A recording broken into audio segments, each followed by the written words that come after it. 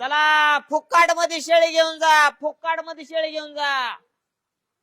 चला चला चला, शेळी फुकट घेऊन जा, शेळी फुकट घेऊन जा. वेताला लय चांगले आहे, पिल्ल द्यायला लय भारी आहे, दुधाला सुद्धा लय क्वालिटी आहे. चला फुकट मध्ये शेळी घेऊन जा, फुकट. म्हणतीया काय वरडते भाऊ नमस्कार.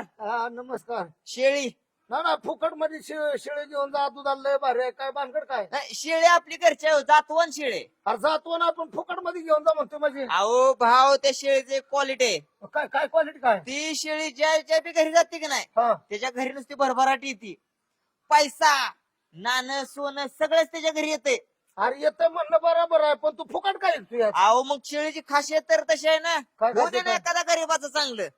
गरीबाचं चांगलं ह्याचा विषय नाही काय, पण आतापर्यंत कोणाच्या तू तंबाखूला चुना दिला ना आतापर्यंत, आणि आज अख्खी शिळी द्यायला लागलाय फुकट मध्ये. अहो भाव त्याचं कारणच तसं आहे. हा मला एक जणानं सांगितलंय, कोणी सांगितलं? एक होतं माझं जोडीदार, बर ते म्हणला तू जर दान धर्म केला ना हा तर तुझ्या घराची डबल भरभराटी होईल. मग तू दान धर्म करायला लागलाय का? हा, आणि त्यात ही महत्वाची माझी शेळी, हा. ही शेळी ज्याच्या बी घरी जाईल बर. त्याच्या घराची प्रगती झाल्याशिवाय राहणार नाही. म्हणजे तू दान धर्म